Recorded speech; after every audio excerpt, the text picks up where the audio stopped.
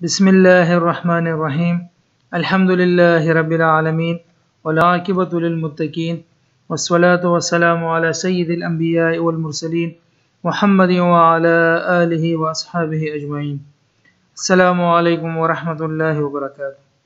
امید کرتا ہوں کہ تمام احباب خیریت سے ہوں گے۔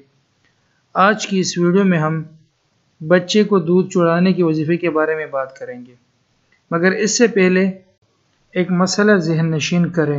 مدت رضاعت یعنی دودھ چڑھانے کی مدت، خواہ لڑکا ہو یا لڑکی، 2 سال کے بعد دودھ پلانا جائز نہیں۔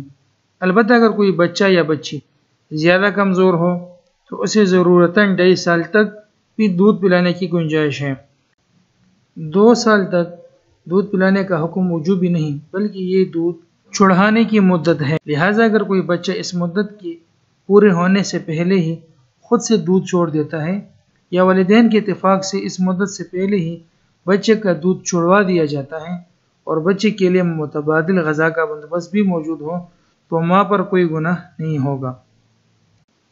اب اگر کوئی بچہ 2 سال کی عمر تک پہنچ چکا ہو اور دودھ نہیں چھوڑتا، یا ماں کمزور ہو یا کسی دوسری وجہ سے دودھ چھوڑانا چاہتی ہو، تو سورۃ البروج لکھ کر اس بچے کے گلے میں باندھنا بآسانی دودھ چھوڑ دے گا۔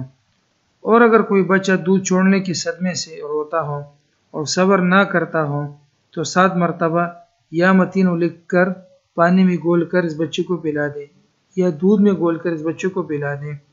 انشاءاللہ تعالی بچے کو صبر آ جائے گا۔ اللہ رب العزت بولنے اور سننے والوں کو عمل کی توفیق عطا فرمائے۔